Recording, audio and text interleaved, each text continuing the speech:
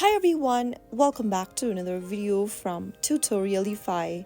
In today's episode, we will be learning how to delete a project in Canva. To delete a project in Canva, open your Canva application and log into your account first. Once you're inside the home page, you will be able to see all of your designs under Recent Designs tab. You can also find the list by going to the top left and tapping on the hamburger menu button. In the expanded menu, scroll down to Recent Design option.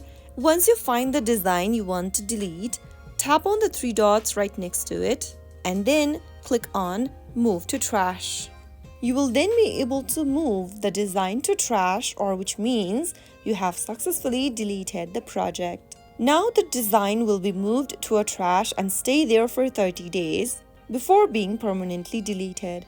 If you change your mind, you can always go ahead and tap on the trash option and then select the design and restore it back again. And that is how it's easily done. I hope you found the video helpful. If you did, don't forget to subscribe to Tutorialify for more Canva tips and tricks.